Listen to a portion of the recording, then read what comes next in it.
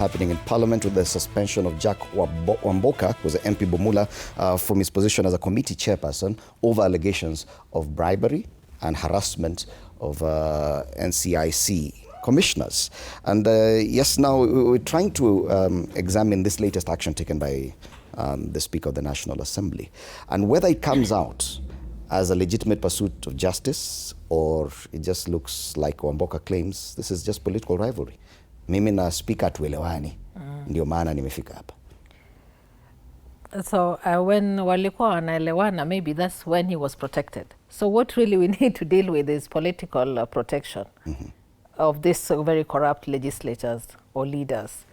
So when now you stop aligning, or your thoughts align, or you align politically, then you now start seeing such cases which are isolated.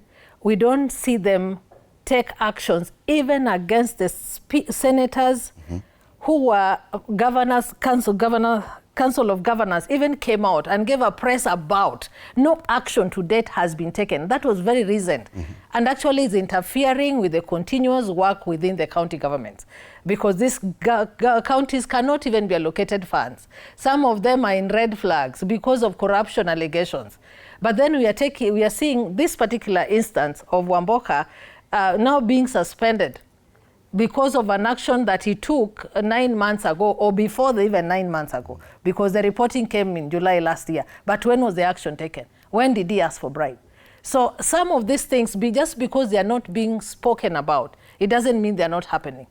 We've heard of many cases where ministries even come out and equally complain that no, we don't want to appear before this particular committee because the committee is extorting money from us. They're asking for, especially during budget making process, where for your budget to be put or passed, then you have to send people way before, just like he said, to see the committee members or the chair of those committees for whatever you want to be passed or some favors to be extended. But I think I want to look at it as mainly, someone would also look at it as political witch hunt. Why now? You'd ask yourself, why now? Is it the only one? I wish there were like 5 or 10 cases. He's saying we are going to suspend so-and-so, we are going to suspend so-and-so because of these corruption allegations.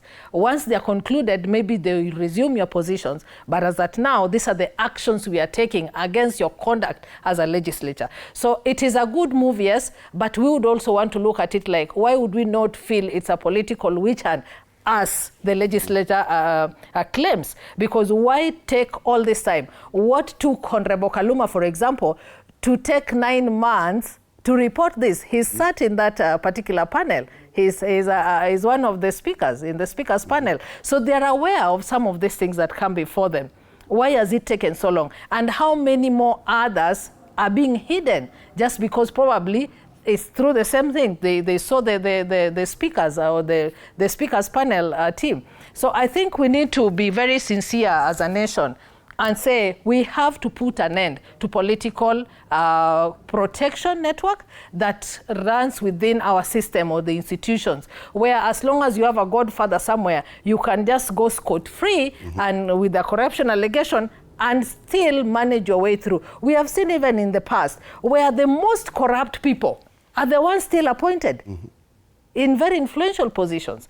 In fact, Kenyans were joking and saying, for Kenya, for you to be so and so in this country, then you have to be very corrupt. Because when you are corrupt, then you are appointed. When you are sacked, then you're appointed. So I think we really need to be very sincere when we take actions against these corruption dealings or allegations, and let the institutions which are mandated to carry out the investigations, and we see serious actions taken and very punitive actions or penalties levied upon these people. Otherwise, it will just be a story of every other day.